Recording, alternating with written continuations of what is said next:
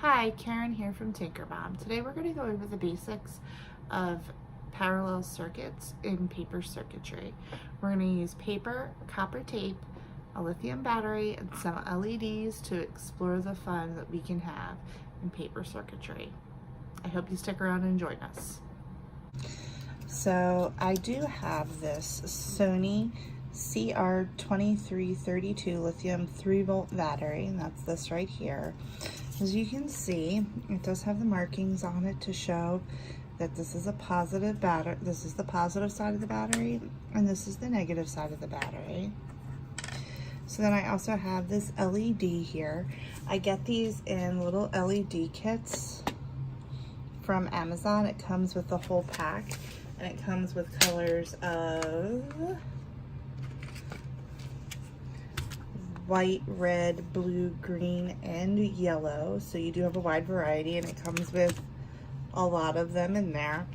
So you can do lots of different little paper circuitry projects or use LEDs and things.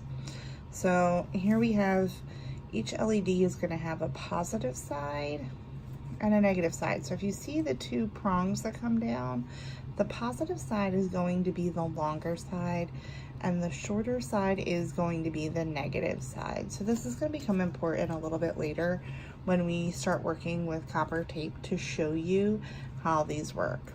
So you're going to take this little light and you're going to put it on the battery. When you put the positive side to the positive side and the negative side to the negative side, it lights up just like that. Now I believe if you do it the opposite way, it's still, oh no, it doesn't light up. Some of the motors I have, even though they're listed as positive and negative, still run even if you put it the wrong way, but the lights do not. So this is important. So we're going to be doing some work with some copper tape. I'm going to put these off to the side over here.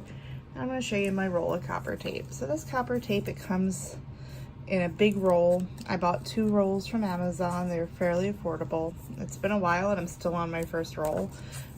We don't do paper circuitry projects as often as I'd like, but hey, it is what it is. So when you're going to use this tape, do you see how it's all crinkly here? You're going to try to get this as smooth as possible down on the paper.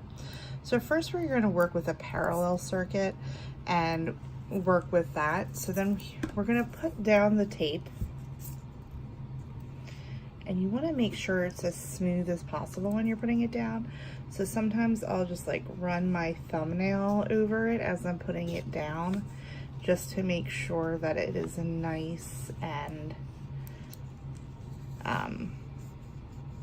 smooth.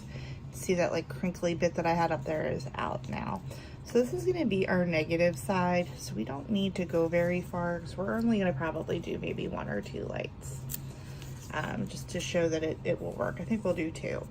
So we have our copper tape on this side, and this is going to be our negative side. So I am going to write down over here negative, just so that we can remember that this is our negative side. A lot of times when I do paper circuitry, I do like to write it out first, but for the more simple ones, I don't. Now see, I made a little bit of an error here, and I crinkled the tape a little bit, so I'm just going to rip that part off so that I don't have to deal with it later, just because it can be a bit of a pain when you try to re-wrinkle or de-wrinkle the paper. Now, another thing that I like to do before I put down the paper is I'm going to put down the pins. This is important because we have the short side of the pin and the long side, and remember we said that the short side is the negative side, so I'm going to do this part first just so that I don't mess it up later, even though I wrote down which side is negative. So I'm going to do this one first, and you know what, I'm going to grab another one. So I think we'll grab another color just for a little bit of fun. Let's see. My kids never want to use the yellow ones, so we'll pick a yellow one. And again, see that it has 2 prongs, and that one side is shorter than the other. Again, remember that that is the negative side. And we are gonna just splay that again. So when you do that, you just kind of bend them to make them flat. We're gonna do that on this side as well.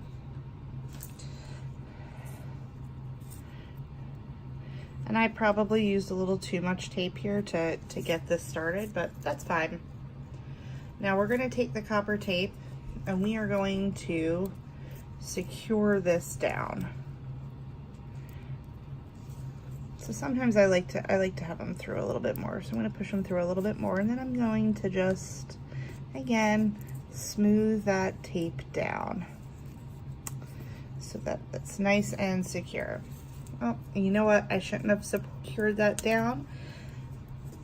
And this is probably a good lesson because we still have to put down the tape on this side for the positive side. But that's okay because we'll just slide it under, maybe. There we go. And we're gonna put that down. We're gonna smooth it down, nice and smooth. Now, here's where we're gonna get a little tricky. I'm gonna move this down a little bit just so that you can see. So down here, we do need to, we're gonna be putting the battery down here, and see, we're just gonna put the negative there, okay? So we're gonna keep continuing this down, and I need to make a little bit more of room down here so that we can have our nice little flap. So then we're gonna rip off the tape about here. I think that would be good because we do need to make basically a nice little flap to go over and touch the positive side of the battery so that when we are done here, we have a way, I should have made more tape, to turn the battery on. Hopefully this is going to be good enough. Yeah, that should be good enough, I think.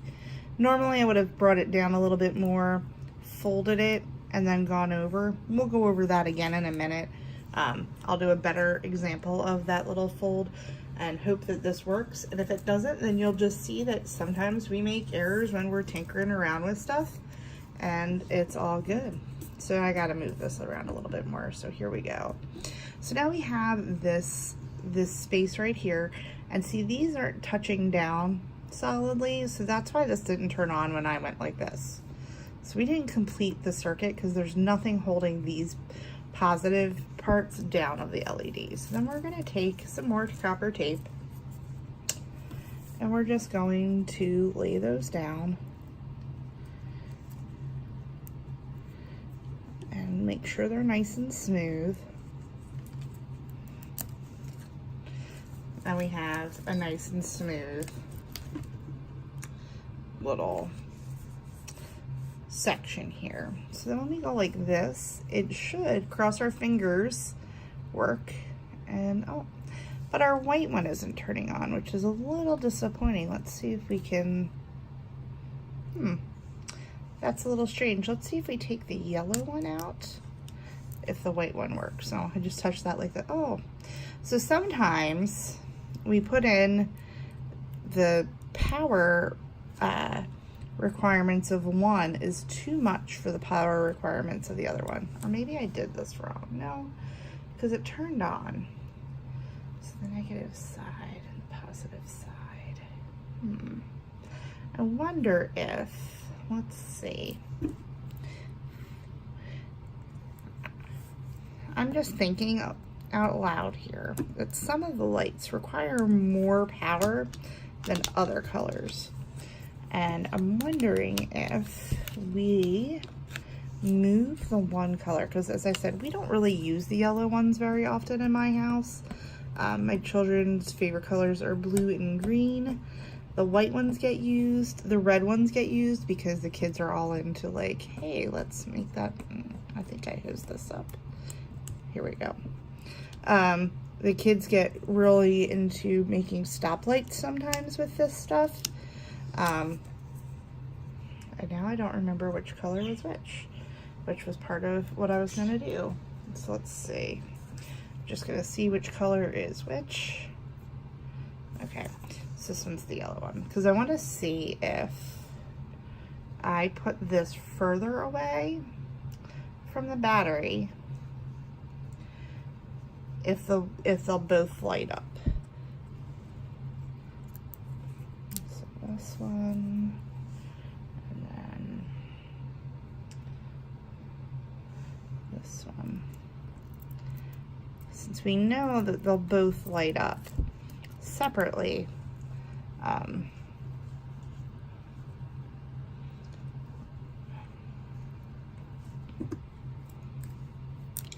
and my kids also think the red ones make evil eyes, which you know, I'm there with them on that because they're just thinking about red, yellow, green lights. Yeah, they still use yellow, but they do use the red ones more, and I think it's because they use them for eyes.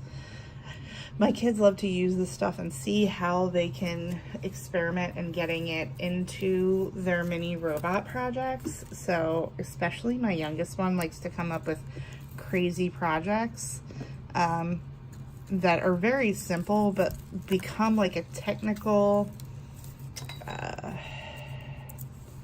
need to use my thumbnail a little bit here, a technical feat of how are you going to wire it, which I love to do with him, but we'll see. So let's see. So now the yellow one should be here and the white one should be here.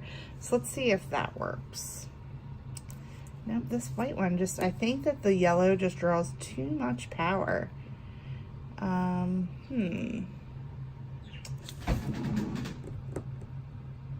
I may have, oh I do, I have some rechargeable batteries here, some AA's, but I think that this would just be too much power and this isn't long enough to work. But I think that's what's going on here. So just to confirm, we can take the yellow out and we can add a white one. Just because I do want to confirm that it's the light, that it's my thought process that the yellow draws too much power.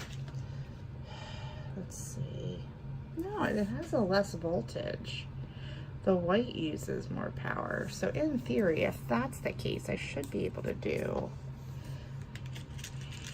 I just don't know why this isn't working today. So I'm gonna have to do a little bit of research into that. And I'm gonna grab a yellow. And I'm thinking that it is the battery, that it's, even though this is a fresh battery, I just opened the package, that I think it's because the white takes over 3 volts and the yellows take 1.8 to 2.2. And I know that in the past, what I have done with these, I've been able to put multiple lights down and get it done. It could also be that my flap isn't working as well as I had hoped. So we'll fiddle around with that too, to see if we can get that to work. I might do that off camera and then explain what happened. Yep, I think that is the issue, is that the battery isn't powerful enough to do both the yellow one and the white one, since as you can see, I just put down 2 yellows and they work. So if you'd like to see me do some more paper circuitry work, subscribe and give me a thumbs up on this. If you've worked with paper circuitry or have any particular projects that you'd like to say, comment below. I'd be happy to work on that for you. Thank you for coming to Tinkerbomb, and I will see you next time.